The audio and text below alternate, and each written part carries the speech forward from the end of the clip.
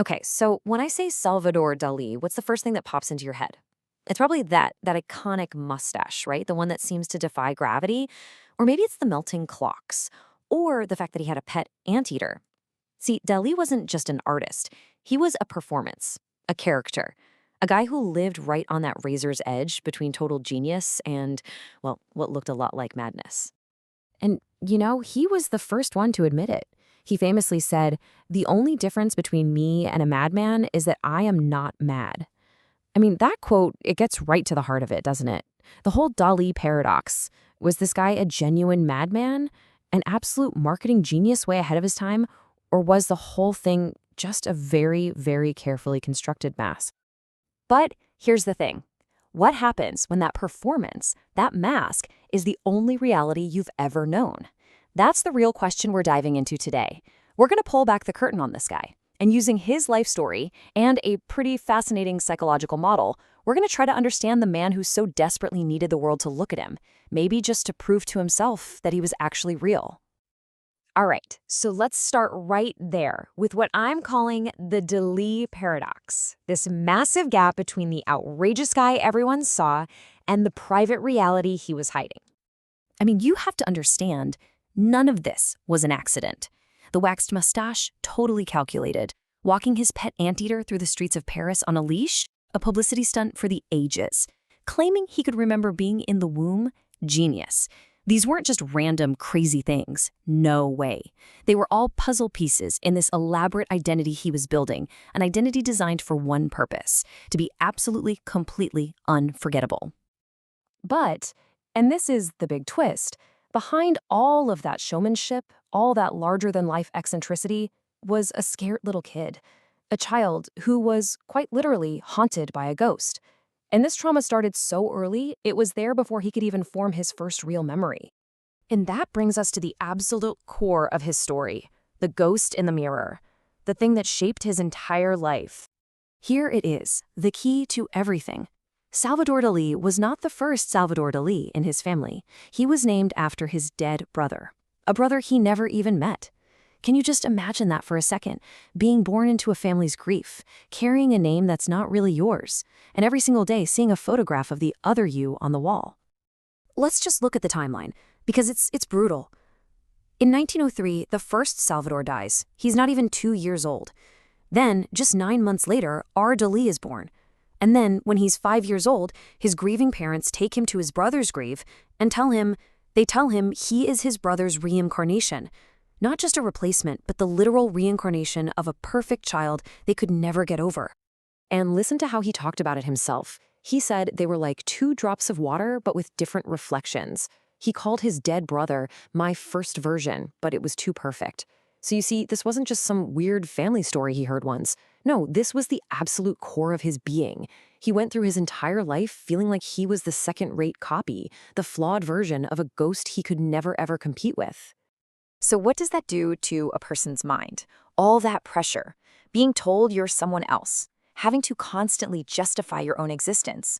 Well, psychologically, it can create a condition, and it's known as a strained I identity.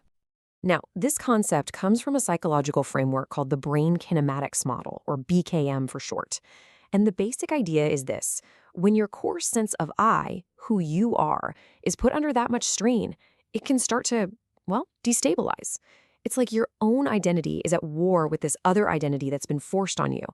And for Dalí, this wasn't just a conflict, it was the central battle of his entire life.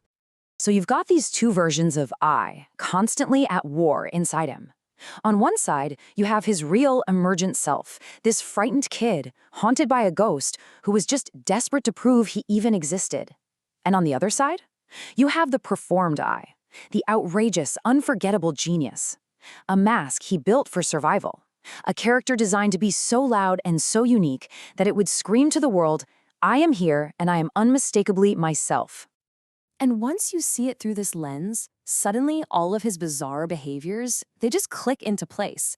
Why the extreme theatricality? Well, it was a hyperachievement, a desperate need to become so original that no one could ever confuse him with the ghost. Why did he arrogantly refuse to take his final exams? Because it was a defense, a way to say, you cannot judge me, you cannot measure me against anyone, especially not a replacement. And painting his nightmares, that was him documenting his private hell, making his internal torment so real, so permanent that no one could deny it existed. But here's the thing. A performance like that, you can't maintain it alone. He needed a collaborator, an anchor. He needed someone who could act as a mirror, reflecting that grand, genius persona back at him. And boy, did he find her. Her name was Gala. Look, Gala wasn't just his wife. She was the co-creator of the brand, Salvador Dalí. She was everything. She was the catalyst who left her husband for him when he was a nobody. She was his manager, handling all the money and the deals. She was his muse, the center of his art. But more than anything, she was his anchor. She was the only one who could calm his crippling paranoia and panic attacks.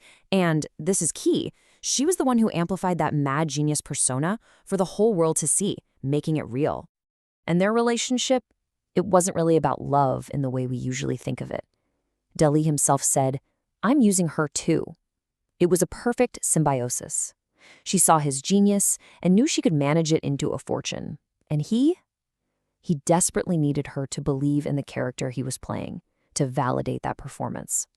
To bring it back to that psychological model, Gala became his social mirror. She was the external proof his fragile, performed self desperately needed. It was simple, really. If Gala believed in the genius Dalí, then the genius Dalí had to be real. Okay, so all of this brings us, finally, to his art. Because his art was the ultimate arena. It was the one place where he could finally try to solve this lifelong crisis of who he was. You have to remember, Dalí was an incredible technician. I mean, he mastered classical painting. He could make a painting look as real as a photograph. But here's the thing. He didn't learn all that just to copy the world outside. No. He learned it so he could paint his inner world, his dreams, his fears, his nightmares, with such mind-bending skill that they felt more real than reality itself. Let's just take his most famous painting, The Persistence of Memory. Those melting clocks, they're not just some random weird thing. They're about how time gets all soft and stretchy in our dreams. And the ants you see crawling all over one of the watches? For Dalí, that was a personal symbol of death and decay, a deep fear that probably went all the way back to being the replacement for a brother who died. And that weird distorted face lying on the ground, that's a self-portrait. He's literally painting himself into his own dream world, trying to make it, and himself, permanent. So you see, when you really look at his art, you realize it was never just about art. His entire career was basically one decades-long project to answer a single, desperate question. Am I real? And this was his final answer. Art. Because art is a kind of permanence, right? A painting doesn't die. An idea, an image, can last forever.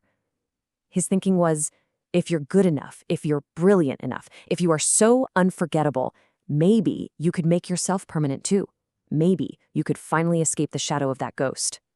Which leaves us with one last kind of haunting question. Dalí wore this mask his whole life, right? A mask so elaborate and so complete that it became his reality. And it just makes you wonder, if a mask is worn for a lifetime, who is the real person underneath? Or does the mask, eventually, just become the face?